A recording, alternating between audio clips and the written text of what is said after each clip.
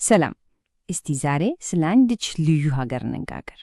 ስሟ ከብር የተገኘ ቢሆንም እውነተኛ ሀብቷ ግን በሕዝቦቿ ልብ ውስጥ የሚገኝ ሀገር። አዎ፣ ስለ አርጀንቲና ነው።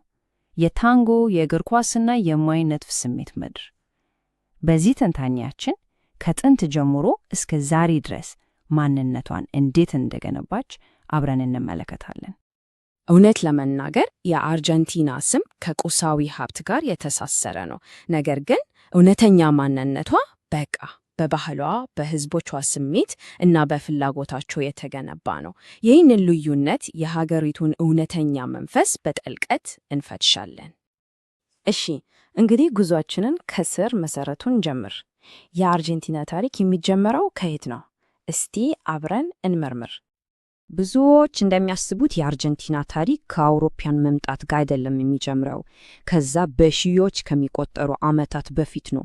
ይህ መሬት እንደ ዲያጊታ እና ጓራኒ ላሉት የራሳቸው የበለጸገ ባህል ላላቸው የሀገሬው ተወላጆች መኖሪያ ነበር።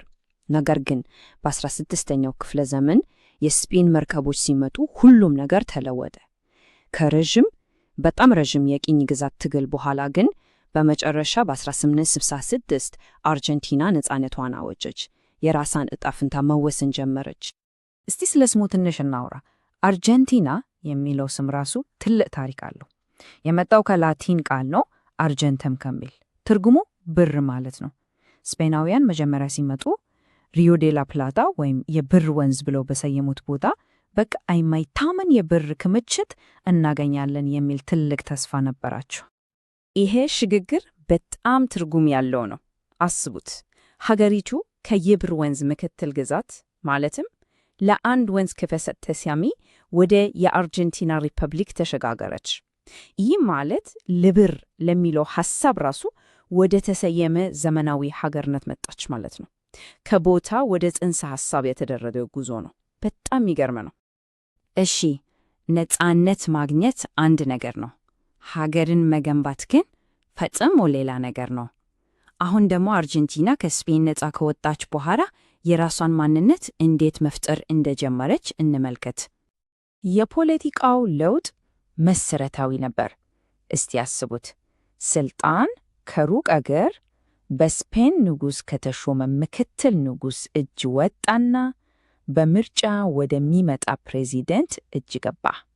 ይሄ የራሳቸውን መንግስት ለመመስረት የተራመዱት ትልቁ እርምጃ ነበር። የሀገሪቱ የመጀመሪያው ይፋዊ ፕሬዚደንት በርናርዲኖ ሪቫዳቪያ ነበሩ። ግን ነፃነት ማለት ወዲያው ሰላም ማለት አልነበረም። በፍጹም። ሀገሪቱ ለሁለት ተከፍላ ነበር። በአንድ በኩል ስልጣን ለክልሎች ይሰጥ የሚሉ ፌዴራሊስቶች፣ በሌላ በኩል ደግሞ ጠንካራ ማዕከላዊ መንግስት ይኑር የሚሉ ዩኒታሪያኖች። በመካከላቸው የነበረው ትግል ለ10 ዓመታት የአርጀንቲናን የወደፊት ዕጣ ፈንታ የቀረጸ ትልቅ ክስተት ነበር። እሺ፣ በ20ኛው ክፍለ ዘመን የዓለም ጦርነቶች ሲመቱ አርጀንቲና በጣም ብልህ የሆነ ስልታዊ አካሄድ ነው የተከተለችው። በአንደኛው የዓለም ጦርነት ጊዜ ከግጭቱ ሙሉ በሙሉ በመራቅ ገለልተኛ ሆና ቆይታለች። በሁለተኛውም ጦርነት መጀመሪያ ላይ ይሄንን አቋም ነው የያዘችው። ነገር ግን ጦርነቱ ሊያልቅ ሲቃረብ ከህብረት ኃይሎች ጎን ተሰለፈች። ለምን? ምክንያቱም ከጦርነቱ በኋላ በሚመሰረተው ዓለም አቀፍ ስርዓት ውስጥ ቦታዋን ማረጋገጥ ነበረባት እና ይሄ ውሳኔ የተባበሩት መንግስታት ድርጅት መስራች አባል እንድትሆን አስችሏታል። ያው ከፖለቲካ እና ከጦርነት ባሻገር የአንድን ሀገር እውነተኛ ልብ ምት የምንሰማው በባህሏ ውስጥ ነው አይደል? ስለዚህ እስቲ የአርጀንቲናን ነፍስ ምን እንደሚመስል እንመልከት። የአርጀንቲናን ማንነት በአራት ነገሮች ማጠቃለል ይቻላል። አንደኛ ታንጎ፣ ያዝና የፍቅር ዳንስ። ሁለተኛ እግር ኳስ፣ ይህ ከጨዋታም በላይ ነው፣ ሃይማኖት ነው በቃ።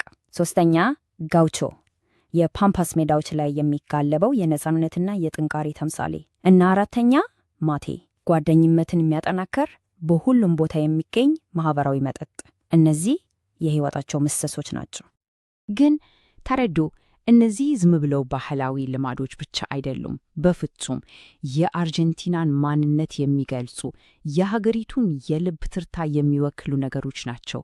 አርጀንቲናዊ መሆን ማለት እነዚህን ነገሮች መኖር ማለት ነው። ወደ ሃይማኖት ስንመጣ የስፔን የቅኝ ግዛት ታሪክ አሻራው ጎልቶ ይታያል። አዎ፣ አብዛኛው ሕዝብ የሮማን ካቶሊክ እምነት ተከታይ ነው። ነገር ግን ይሄ ብቻ አይደለም። አርጀንቲና የተለያዩ እምነቶች በሰላም አብረው የሚኖሩባት ሀገር ነች። ይህም የባህል ድብልቅልቅ መሆኗን በደንብ ያሳያል።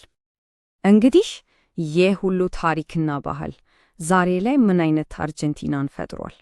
አሁን የሀገሪቱን ዘመናዊ ገጽታ እና በላቲን አሜሪካ ያላትን ተጽዕኖ እንመልከት። የህዝብ ቁጥር እድገቱ በቃ አስደናቂ ነው። እስቲ ያስቡት፣ ነፃ ስትወጣ ከግማሽ ሚሊዮን ማይበልጥ ህዝብ የነበራት ሀገር ዛሬ ወደ 50 ሚሊዮን የሚጠጉ ዜጎች መኖሪያ ሆናለች። የእድገት የሀገሪቱን ማህበራዊና ኢኮኖሚያዊ ገጽታ ሙሉ በሙሉ ነው የቀየረው። በዘመናዊው ዓለም ደግሞ አርጀንቲና ጥንካሬዋን በሁለት ቁልፍ ዘርፎች ላይ ነው የገነባቱ፣ ቴክኖሎጂ እና ትምህርት። በተለይ ደግሞ ለሁሉም ዜጋ ነፃና የግዴታ ትምህርት መስጠቷ በጣም ከፍተኛ የሰለጠነ የሰው ኃይል እንዲኖራት አድርጓል። ይሄ ደግሞ በላቲን አሜሪካ ውስጥ ልዩ ቦታ እንዲኖራት አስችሏታል። ለዚህ የትምህርት ስርዓት ጥራት ደግሞ ትልቁ ማሳያ እንደ ቡዌኖስ አይሬስ ዩኒቨርሲቲ ያሉ ተቋማት ናቸው። ይሄ ዩኒቨርሲቲ በአህጉሪቱ ብቻ አይደለም የሚታወቀው፣ በዓለም አቀፍ ደረጃ ከሚከበሩ የትምህርት ማዕከላት አንዱ ነው። እንግዲህ ይህን ሁሉ ታሪክ፣ ባህል እና ዘመናዊ ገጽታ አንድ ላይ ስናየው የአርጀንቲና ዘላቂ ቅርስ ምንድን ነው የሚለውን ጥያቄ ያስነሳል። እስቲ ሐሳባችንን እናጠቃለል። በአጭሩ የአርጀንቲና ማንነት ልክ እንደ ውስብስብ ጠልፍ ነው። ታሪኳ፣ ባህሏ እና የሕዝቦቿ የማይበረድ ስሜት ሁሉም በአንድ ላይ ተገምደው ይህችን ልዩ እና መቼም የማይሰለች ሀገር ፈጥረዋል። ታዲያ ይህችን ተለዋዋጭ ሀገር ወደፊት ምን ይጠብቃታል? በአውሮፓዊ ቅርሷ እና በላቲን ስሜቷ መካከል ያለውን ሚዛን ጠብቃ እንዴት ትቀጥላለች? የአርጀንቲና ቀጣይ ምዕራፍ ምን ይሆን? መልሱን ጊዜ የሚነግረን ይሆናል። ይህንን ትንታኔ አብራችሁን ስለተከታተላችሁ ከልብ እናመሰግናለን።